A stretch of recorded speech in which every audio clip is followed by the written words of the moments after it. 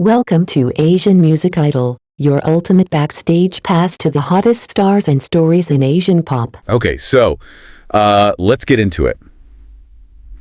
The music world has definitely been buzzing recently. Oh, yeah. A lot of talk. Specifically about, well, a huge return from a global superstar. Right. And that's what this deep dive is all about. We're focusing on Jin from, the phenomenon that is BTS and the massive splash he's just made with his new mini album, Echo. Absolutely. And for this, we're really leaning on insights from a recent article that did a great job breaking down the album's performance. Especially the charts, right? The Billboard impact. Yeah, exactly. It zeroed in on that. So our mission here, yours and mine, is pretty clear. Let's try to unpack why this comeback feels so significant. Yeah, what makes it stand out? And dig into those specific achievements, the source highlights, especially the Billboard stuff. And then zoom out a bit, maybe. See the bigger picture for Jin himself and maybe even K-pop generally. Perfect. Think of this as like your shortcut to getting really up to speed on this major music moment. Okay, so setting the scene a little. Jin's return, it's right after he finished his mandatory military service. A big moment in itself. Definitely. And the article says his comeback immediately created a, what was the word? Condept. Oh yeah, saw that. Like an earthquake. Oh. Or a sensation. Exactly. An earthquake, a sensation right there on the global music charts, Billboard in particular. The earthquake on the charts. I like that. It paints a picture. And the source, it gives us the details behind that feeling, right? Starting with Billboard's World Digital Song Sales chart. It mentioned the official announcement from Billboard, May 28th it was. And Jin apparently pulled off something pretty, well, rare. Rare is putting it mildly. I mean, the article states that all 6 B-side tracks from Echo, they took the top 6 spots. All 6 at the same time. Simultaneously on that specific chart. That kind of complete takeover by one artist, it's really, really hard to do. Wow. Okay. Yeah, the article listed them too. It was Nothing Without Your Love at number 1. Yep. Then Rope It, Background, Loser, the one with Choi Yuna. Oh, right. And With the Clouds, and To Me, Today. Wow. The whole top 6. The whole top 6. Jin. And the article really stressed the significance, didn't it? Saying this isn't something you see often. Not at all. Not even from huge established artists from the US or Europe. Right. And what's interesting is how the article suggests it's not just about BTS's massive fame, It also points towards the genuine appeal and the actual artistic quality that Jin brought with this specific release. It makes that distinction. Okay, that is an interesting distinction. Quality driving it too. Yeah. So all right, the B-sides dominated the world digital chart. But what about the title track, Don't Say You Love Me? The article mentioned that one too. It did, and there was something specific there. It was sung entirely in English. Ah, okay, so that changes things for the chart rules. Exactly. Because it was full English, it actually wasn't eligible for that World Digital Song Sales chart we were just talking about. Gotcha. Different category. But that didn't exactly slow it down, did it? Not one bit. The article points out its own huge achievement.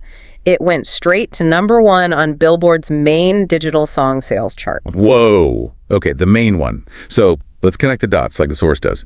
Number 1 on that chart means, well, it was the actual best-selling song overall in the U.S. that week. That's exactly what it means. In that incredibly competitive market. That's huge. Yeah. The article really framed it as, a proud moment, not just for Jin, but for the whole Korean music scene, really. Underscores the sheer selling power. Amazing. Okay, but beyond just the chart numbers, the article also talked about the album itself, right? Echo. How did it describe it? It did. It characterized it as showing a more mature Jin, a more distinct artistic voice. Mature and distinct. And didn't it say something about how it made its impact? Something about promotion? Yes. That phrase, "건kanchitro konkanakongba," which translates to? Roughly, without tricks, without noisy promotion. Okay, that's a strong statement from the source. Impact without the usual, marketing blitz. Did it say why it worked then? What drove that effect? It pointed to Sachantha Vachoso, authenticity and depth. Authenticity and depth in the tracks themselves. And it also mentioned the musical diversity. It wasn't just one thing. Light pop ballads, some indie mixed with modern R&B. Even deeply personal stuff. So yeah, a real range there. Yeah. Showing his musical palette, his vision. Exactly, as the article interpreted it. And they made a really interesting point about what this could mean for his identity sort of moving forward. Oh yeah. What was that? Well, the suggestion was that he's moving beyond just being known as a trade-up co-BTS, the handsome guy of BTS, Right. and positioning himself as like a genuine artist, someone with independent musical ideas, capable of grabbing a global audience based purely on the, the substance of the music. That's a significant shift they're suggesting. Fascinating.